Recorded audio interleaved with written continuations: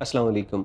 Saudi Arabia के दारुल हुकूमत Riyadh से एक बहुत बड़े हादसे की तफसीलात, वीडियोज़ और चंद अहम बातें लेके हाज़िर हैं आपके सामने। एक बहुत बड़ा हादसा जिसके अंदर गाड़ियाँ यूँ थीं जैसे किसी क्रश मशीन के अंदर इनको डाल के बिल्कुल क्रश कर दिया गया। इतनी बुरी हालत गाड़ियों की, और फिर कोई 1-2 नहीं, तकरीबन 25 के करीब गाड़ियाँ आपस में टकराईं और इंतहाई तेज़ रफ़्तारी के बायस ये जो हादसा पेश आया, उसकी तफसीलात, मरने वालों की, ज़ख्मी होने वालों की, तमाम तरह की इन्फॉर्मेशन आपके सामने रखेंगे। लेकिन कभी आपने सोचा कि सऊदी अरब में हादसात के अंदर अमवात क्यों होती है?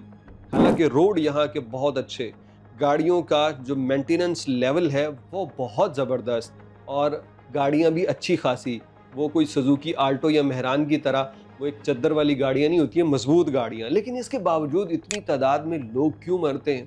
तो इसकी एक ही वजह है कि यहाँ पे ओवर स्पीड से जो गाड़ी चलाई जाती है, यहाँ पे मोबाइल फ़ोन का जो इस्तेमाल किया जाता है वो सबसे ज़्यादा मुहलिक है, जानलेवा है। मैंने सऊदी अरब के अंदर रिसेंटली जितने भी सफ़र किए और दोस्तों के साथ बैठा, तो मुझे लगने लगता है कि दोस्त किस तरह से मुसलसल मोबाइल का इस्तेमाल करते हैं। मैंने कितनी मरतबा कहा भी, लेकिन वो जनाब अली लगे होते हैं। तो ख़ैर, ये तो हम बात करेंगे बाद में, लेकिन पहले आपको तफ़सील बता दें कि रियाज़ के अंदर तरीक़ मक्कतुल मुकरमा के ऊपर ये हादसा हुआ है।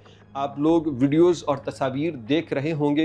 एक बहुत बुरा हादसा था, और ये इसलिए पेश आया कि कोई 1 या 2 गाड़ियाँ होंगी ऐसी जिनकी गलती थी या जिनका एक्सीडेंट हुआ।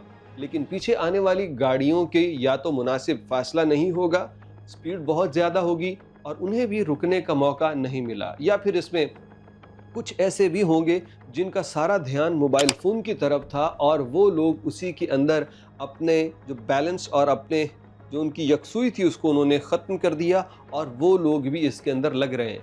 अब कितना भी मतलब एक इमरजेंसी में अचानक से हादसा हो जाए, लेकिन बंदे के पास कुछ मोहलत तो होती है ब्रेक लगाने की। लेकिन ये जो गाड़ियाँ आप देख रहे हैं ना, मुकम्मल तबाह हुई, ये शायद वो हैं जो मोबाइल में मसरूफ़ थे और फिर उनको ब्रेक लगाने का भी मौका नहीं मिला।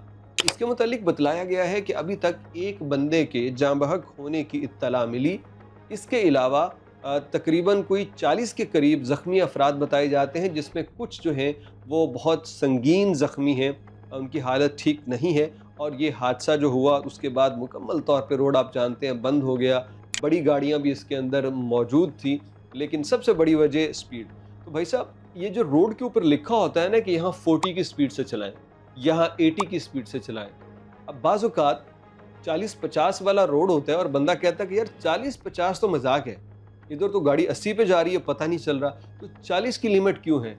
वो रोड बनाते हुए बाकायदा तहकीक की जाती है कि यहाँ पे कोई मोड़ है, चढ़ाई है, उतराई है, रश है, कोई चीज़ ऐसी है जिसकी वजह से 40 की लिमिट यहाँ पे आइडियल है, इसीलिए तो वो स्पीड होती है।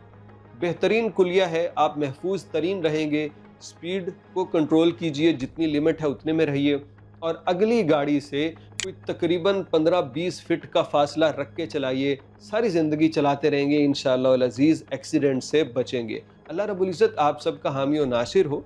अल्लाह आपको हिफ्ज़ व अमान में रखे और महफूज तरीके से रहते हुए गाड़ी चलाइए। अपने घर वालों की तस्वीर सामने रखिए अपने जेब में, बटुए में, ताकि गाड़ी चलाते वक्त आपकी नज़र उस पे पड़ती रहे।